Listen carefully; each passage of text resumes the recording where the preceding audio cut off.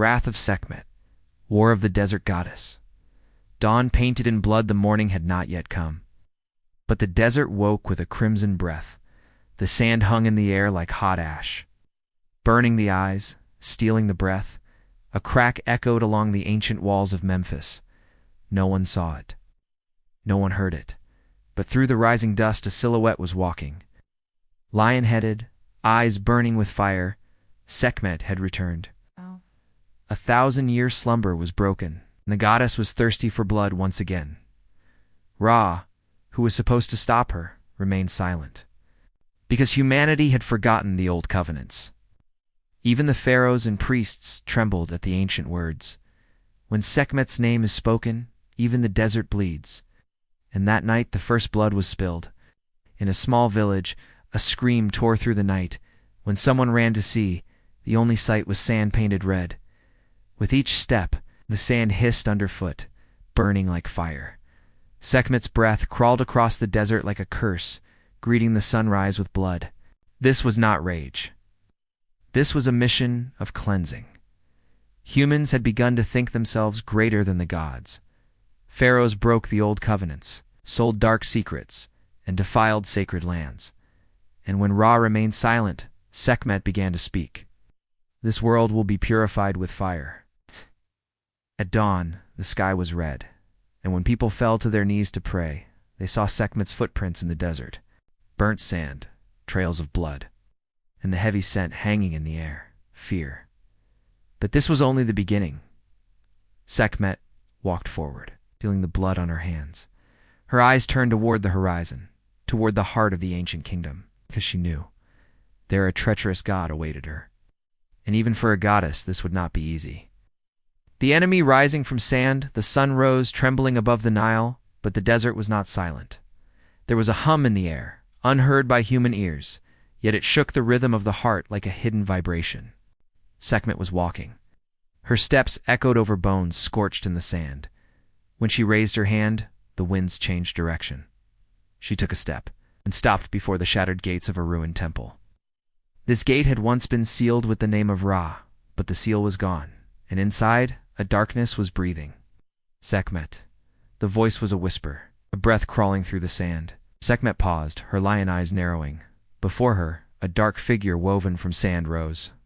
It had no eyes, yet it stared. It had no mouth, yet it smiled. This was no ancient god.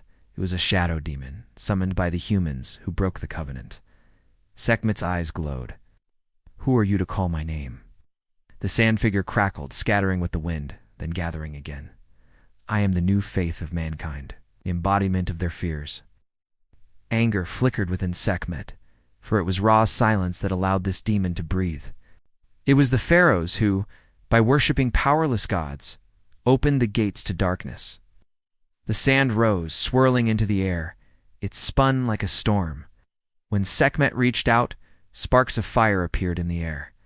The sandstorm caught fire, and the sky turned gray, and the sand demon lunged at Sekhmet. A roar echoed through the desert like thunder. The roar of a lion and the cry of the sand. Sekhmet grabbed the demon's sandy body. As it crumbled in her hands, the demon whispered, "This is only the beginning, lion goddess. The fears of mankind will call upon even darker shadows." Sekhmet watched the sand slip through her fingers. Her eyes turned once more toward the horizon, because she knew this was just a small shadow. The darkness forgotten by men was awakening. And Sekhmet's duty was not just to burn bodies, but to burn the darkness itself. You needed me, and that is why I returned. And I will not stop until my task is done. The sandstorm was over, but the air still smelled of blood, and under the red light of the sun, Sekhmet continued her march toward the heart of the desert. Fed the darkness, Sekhmet was walking. Behind her, a trail of scorched sand marked her path. The desert whispered softly beneath her steps. But what stood before her was not a desert village, but a city. Walls of stone raised to shield against sandstorms. And behind those walls, people were feeding the darkness.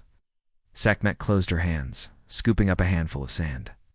As the grain slipped through her fingers, she almost heard the cry of a child. She closed her eyes. The words Ra once spoke echoed in her mind. As much as their prayers, the fears of humans feed the darkness. In this city, fear had grown strong. Fear of the pharaoh's shadow, fear of taxes, fear of hunger, fear of death, and this fear had nourished the darkness. As Sekhmet took a step forward, the city gates creaked open on their own. No one was there, yet everyone was there. The streets were empty, but behind the walls, thousands of eyes were watching, whispers, prayers mixed with curses.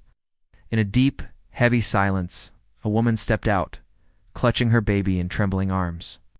Tears fell from her eyes as she sank to her knees. "Spare us, goddess." Sekhmet looked at her. In the woman's eyes there was only fear, no love, no faith. Only the desperate desire to survive. Sekhmet's lion eyes locked onto hers. "Your fear is calling the darkness. This darkness will consume you." At that moment the ground shook, the earth cracked open, and from the center of the ancient temple, a dark smoke began to rise. The smoke climbed into the sky, and from within figures began to emerge. Faceless, long-armed, black shadows, they crawled through the streets, groaning with cries that echoed like human screams. And in that moment, the people understood what Sekhmet meant. But it was too late. Sekhmet stepped forward. Flames rising from her hands, the shadows lunged, trying to tear and consume. Each shadow torn apart reshaped itself, feeding from the fear of another.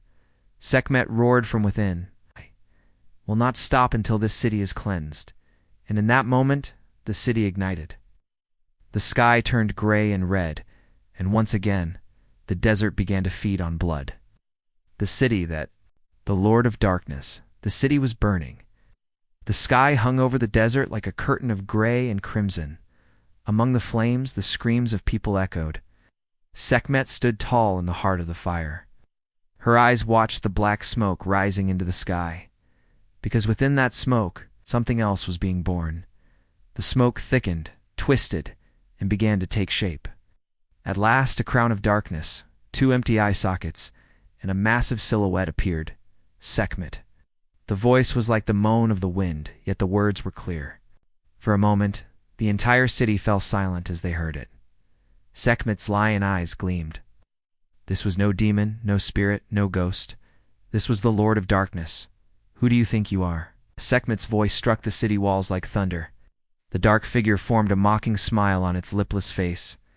"I was born from the fears of mankind, from their hatred, greed, and lies. When Ra remained silent, I grew. The people fed me." Sekhmet stepped forward. The sand beneath her feet caught fire. "I am Sekhmet. I am the fire of cleansing and purification." The dark entity glided forward, its arms stretching into shadowy claws. As the claws struck at Sekhmet, the sand exploded into the air. Sekhmet raised a shield of fire to protect herself. The claws writhed within the flames, pulling back, but the darkness did not retreat. The city trembled from the clash of these two forces. Walls cracked, temples collapsed, people peeked from their hiding places in fear as a war began in the sky. The Lord of Darkness rose into the sky, spreading like a black cloud. Sekhmet unfolded her wings of fire and soared after it. In the heart of the desert, they collided like lightning. Darkness tried to blanket the sky, while Sekhmet's flames tore it apart. "Your fear gives me power, goddess. Your existence feeds my fire, darkness." This was the beginning of a war. And the desert would carry the scars of this battle for centuries. But Sekhmet knew.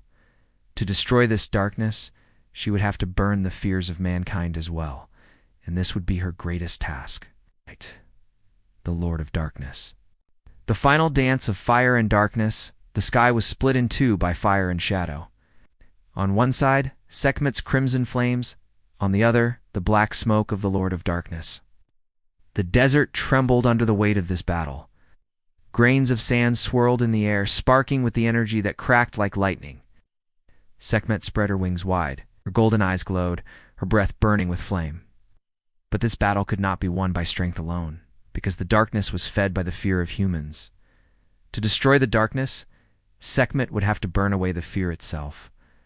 The Lord of Darkness surged forward in the sky like a massive wave, its eyeless. Shadowy face smiled as it spoke. "You cannot defeat me, Shem. As long as humans fear, I will always exist." Sekhmet felt the fire within her. She remembered the word Ra once taught her: balance. Sekhmet closed her eyes for a moment. Within her heart, she held fear. Fear, the whispers of humans that summoned the darkness. To destroy fear meant to destroy humanity itself. But Sekhmet was not a destroyer. She was the fire of purification. When she opened her eyes, golden light filled the sky. Flames swirled around Sekhmet, turning into a storm of light. The Lord of Darkness screamed as the sky cracked like breaking glass. But Sekhmet stood firm. They created you from fear. I will not burn away their fear, but I will erase you, in your darkness, from this world. Sekhmet forged a spear of flame. It blazed through the sky, flying toward the heart of the darkness. The darkness shrieked, pulling back, but it could not escape. The flaming spear struck the heart of the darkness, and the sky exploded with crimson and white light. For a moment there was silence. Then the dark smoke shattered into pieces. Only wind and warm sand remained. Sekhmet slowly descended from the sky. The sand moved quietly around her. Her golden eyes still glowed, but the flames were calm. The sky was clear, and the desert was silent. But Sekhmet knew the darkness could return, because fear would never vanish. Yet as long as she was here, the darkness would never rule. I am Sekhmet, the fire of purification, and whenever darkness returns, I will return as well. This story has come to its end. If you enjoyed this tale, don't forget to like and subscribe. Share this story to keep the darkness from rising again.